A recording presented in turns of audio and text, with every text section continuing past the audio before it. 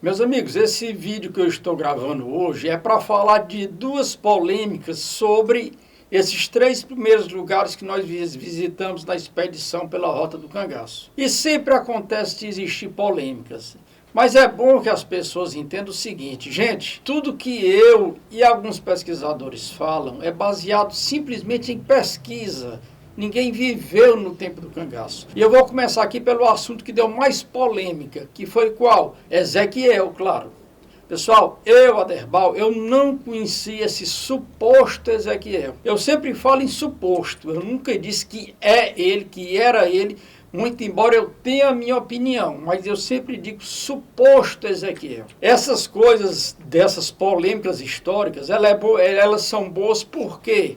Porque fazem a gente debater, fazem a gente interagir, fazem a gente criar amizades com as pessoas que estão sempre debatendo com a gente. E isso, pessoal, é que é bom. Isso é que é interessante. Por que Ezequiel é tão polêmico?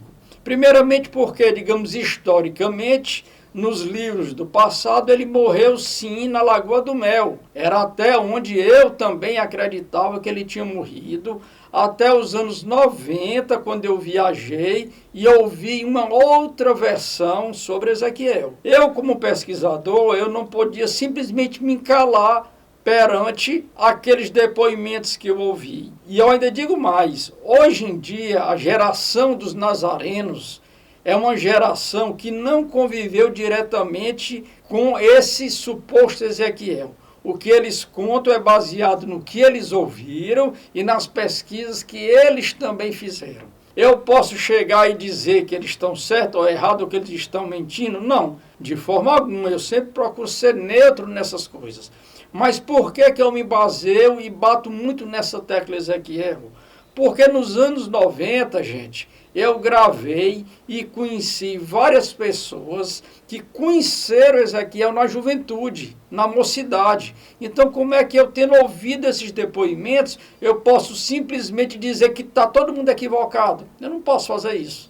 Eu tenho que continuar minhas pesquisas.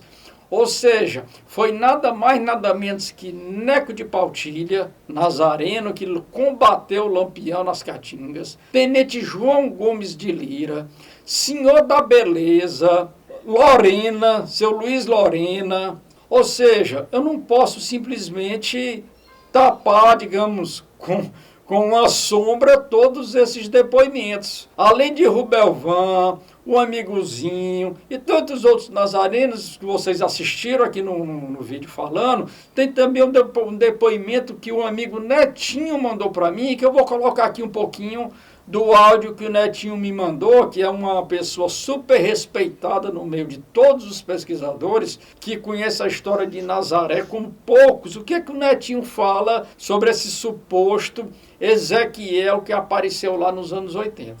Aderbal, eu desde criança que eu ouço falar dessa história, certo? Eu acredito que tenha sido ele mesmo, né? Eu acredito porque quem esteve com ele foi o tio Luiz Flor, né? Que era o irmão do meu avô, irmão de Mané Flor, de Euclides. Ele esteve com ele lá na casa de Genésio Ferreira e até os dois se estranharam um pouco, mas aí Genésio falou, não, para, já faz 50 anos que teve essa confusão. E pelos fatos que ele lembrava, pelas perguntas de algumas pessoas que ele conheceu, e eu acredito piamente que foi Ezequiel que esteve em Serra Talhada em 84, viu? O Luiz Flor era um homem muito sério, muito correto, assim como o João Jurubeba também, que era primo legítimo dele e cunhado, né? Irmão de Davi, e tantos outros que estiveram com ele, né? Mas eu acredito, viu meu amigo? Mas o que mais me deixa assim encafifado ou um pouco assim com o pé atrás é o seguinte, onde as pessoas dizem, Aderbal está querendo mudar a história. Olha o que esse cara está fazendo, olha o que esse menino está dizendo. Ou seja, me chama até de menino, show de bola, tá? Pelo menos isso. Mas enfim, não sou eu que digo, gente. Não sou eu que estou querendo mudar a história. São pessoas abalizadas que estão falando sobre esse Ezequiel, dizendo que era ele. Ele passou uns 8 dias aqui em casa. Meu pai, Ezequiel, falou muito de Lampião. Veio muita gente de fora conhecer ele, sabe, que ficou ciente que era ele mesmo. Como era ele? Ele era franzino, magro, dá os traços da família mesmo.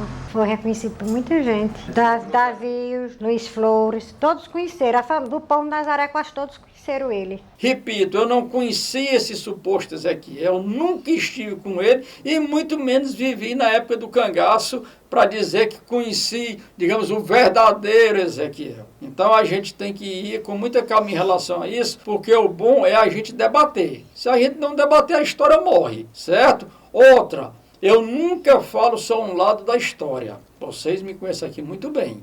Então, quando algumas pessoas dizem que eu estou querendo mudar, que eu só falo sobre isso, não, vírgula, não é bem assim. Tanto é que aqui no canal tem vários vídeos, inclusive com o professor Amauri, com o João de Souza Lima, meu grande amigo, onde eles falam sobre a morte de Ezequiel lá na Lagoa do Mel em 1931. E próxima semana, quem vai estar aqui falando sobre isso, mais uma vez, é João de Souza Lima, grande pesquisador, grande amigo, onde ele mostra o outro lado da história, e eu estou lá com ele também divulgando e compartilhando e debatendo sobre a morte do Ezequiel em 1931. Ou seja, pessoal, eu não tenho o rabo preso com a história, eu não tenho o rabo preso com ninguém, por isso que eu falo o que eu acho que tenho que falar. Digamos, se eu tivesse o rabo preso com os nazarenos, ou com o professor Amauri, grande amigo, grande professor, grande mestre, que sempre disse que Ezequiel morreu em 1931, ou eu ia pender para um lado ou para o outro e só ia aceitar uma das versões. Mas eu nunca fiz isso, pessoal. Vocês que me acompanham, vocês sabem disso. Aqui eu mostro os dois lados e os amigos que estão assistindo os vídeos que tirem suas conclusões, analisem o que é que pode ser mais plausível ou não, e daí a gente vai trocando essa ideia e tentando chegar a uma conclusão para a gente. Porque conclusão mesmo, prego batido e ponta virada, eu acredito que a gente nunca vai saber. E um outro ponto também que deu muita polêmica foi quanto à questão do combate lá na Serra Grande, onde um amigo Louro Teles falou sobre a quantidade de mortos, dos policiais volantes e outras coisas mais. Gente, que alguém discorde do que o Louro Teles falou, amigo Lourinaldo, beleza, isso faz parte. Você ouviu que quem morreu 10, o outro ouviu que morreu 20. Isso é normal. Cada um fala o resultado das suas pesquisas. Por que eu estou dizendo isso? Porque algumas pessoas disseram que Louro Teles estava mentindo. Pessoal, existe uma diferença muito grande entre mentir, entre se enganar e obter dados diferentes do outro. Isso a gente tem que aceitar e tem que entender. Quantas vezes eu erro aqui? Eu vou dizer uma coisa e acabo dizendo outra, e quem assistir depois vai achar que eu estou mentindo, isso, aquilo outro. Na verdade, foi um engano que eu cometi na hora. Isso é normal, pessoal, de acontecer. Então eu só peço aqui mais uma vez o que é que a gente debata de uma maneira cordial, porque isso aqui é bom, tá certo? Então era isso que eu queria dizer para vocês, e mais uma vez ressaltando aqui que em janeiro próximo teremos a expedição mística. Essa expedição vai envolver cangaço, a violência do cangaço, com lampião, com jararaca e o misticismo, a religiosidade popular. Isso anda muito intrincado, uma coisa com a outra, quer a gente queira ou não. Eles andam juntos e a gente vai ver isso aqui em Mossoró, no Rio Grande do Norte, onde a nossa expedição vai começar. A gente vai ver isso lá no caldeirão do Beato José Lourenço. A gente vai entender o que aconteceu ali no caldeirão da Santa Cruz do Deserto. A gente vai ver isso principalmente em Canudos.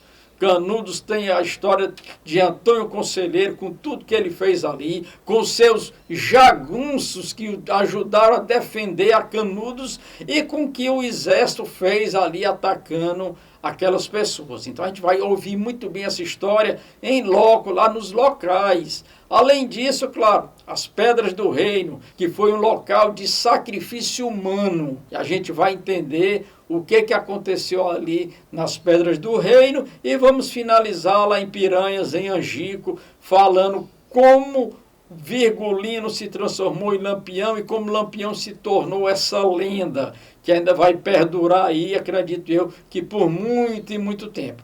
E segunda-feira, pessoal, na continuação dos vídeos aqui da última expedição que aconteceu em janeiro, o amigo João de Souza Lima vai estar com a gente falando sobre a morte de Ezequiel lá na Lagoa do Mel em 1931. Como eu sempre faço, repetindo, os dois lados da história sempre são mostrados aqui. Abração para vocês, tamo junto, continue aí compartilhando os vídeos, deixando seus comentários, vou fazer perguntas e respostas falando de toda essa expedição, porque tem muitas perguntas, tem algumas dúvidas aí, e é isso aí. Tamo junto e valeu.